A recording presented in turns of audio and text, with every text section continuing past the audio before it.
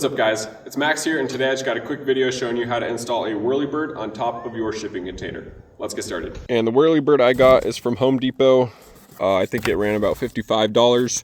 And the reason I'm putting one of these on is because they can drastically help with heat buildup inside of something like a Conex. And living out here in Arizona, the heat can definitely get pretty brutal during the summertime. So I figured it'd be worth it to go ahead and throw this thing on, and hopefully that will help with some of that heat buildup. All right guys, got everything up on the roof, and I am just going to get mine centered. I got a 40-footer, so this is roughly 20 feet from either side. And then I'm just gonna go ahead and kind of lay it where I want it. I'm gonna try center it over this low spot here. That way both of these sides will be easy to seal off, because I will still have some of this flat on top of both of these, so I can easily seal that off.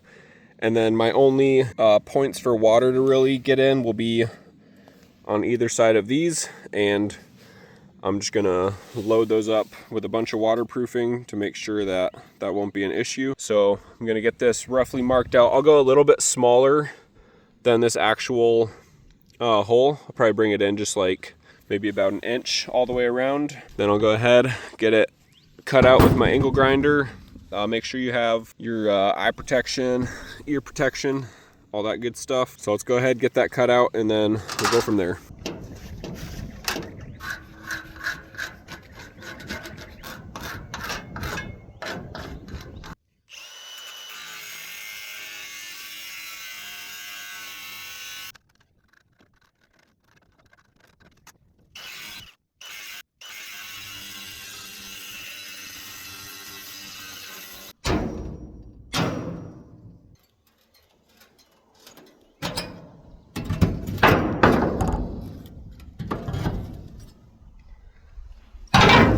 All right guys, so now that we got that cut out, let me get some of this metal cleaned up. Now we can get our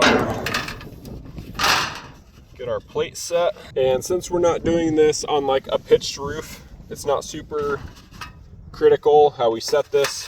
But what I'm gonna do is go ahead and mark out where this is gonna set on top of these high spots. So kind of just mark it out like that, and then that way I know where to put my waterproofing. All right, now for this you can use just any kind of roof seal. This is window, door, and siding, just any kind of like exterior roofing sealant, waterproofing sealant. And I'm just gonna kind of load this up around these top sides where this is gonna touch.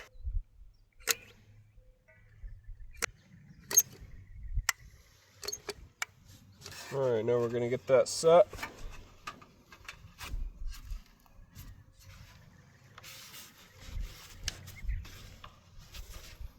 And now I'm gonna get a few screws in it. I got these Tex 1 5/8. These are self-tapping, but it might be easier to pre-drill through this stuff if you don't wanna fight with it.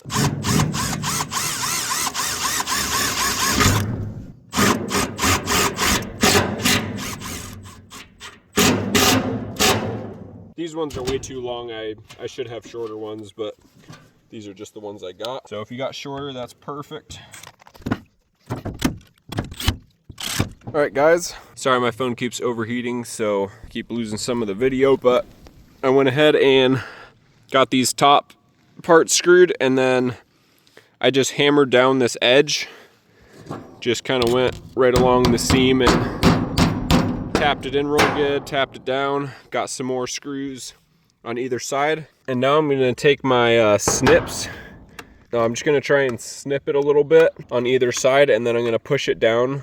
But then that way I'll just have these two side seams to have to seal up, but then this bottom will seal up real nice. Then I'll do the same thing over there. And then before I push those down, I'm gonna put a bunch more of my waterproofing below it, and then I'll screw that. Then I'm going to do it pretty much around all the edges and cover up all the screw holes. So I'll probably go through the rest of this tube. I didn't start with a full tube, so I'll probably go through the rest of this and some of that one. And then once we get that all screwed down and sealed down real good, we just got to screw that piece on and screw the top on.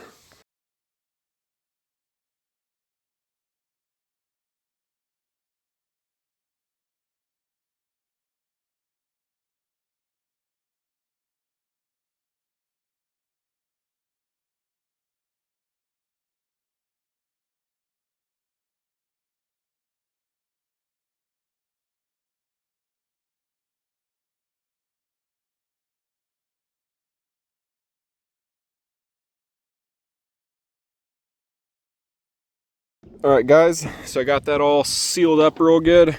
So now we're gonna take this tube here and we're gonna set it right over that. And using the screws they provide, we're just gonna put 3 in the base of this. Just through any of these side holes that you wanna use, just put 1 in each corner, and then our Whirlybird will sit right on top. And we got these 3 little notches here, and those will just slide right over those notches, and then we'll use the remaining 3 pointy screws to secure that thing. But before we do that, after we get this base screwed, we're gonna go ahead and put a layer of the sealant around this whole inside seam, and then that way that'll seal up in case water ever tries to get up under that lip. It looks like there's 2 holes in the side right here that I'm gonna go ahead and seal those up as well. So let's go ahead, get this base screwed.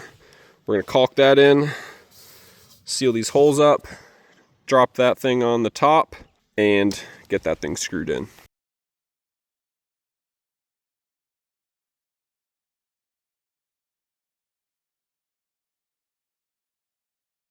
All right guys, just like that. Look at that, she's already working, spinning like a top. Make sure when you put these side screws in, these all go on the outside, not on the inside. And they already have pre-drilled holes, so just line up the screw with the hole and just get it nice and snug. It's as easy as that. Another thing that I'm going to do in the future, so these connexes, most connexes come with these, they come with these little vents in all of the corners. But I think in the near future, I'm going to get a bigger like box vent to put down in the bottom corner. Maybe do 2 or 4, maybe like kitty corners or something. And that will just allow for more intake air to pull up and bring out the top. But that's it for this one, guys. If you have any questions, leave them down below. If you have any comments or advice on anything I could have done better, please leave that down below as well. Thank you guys so much for watching, and have a blessed day.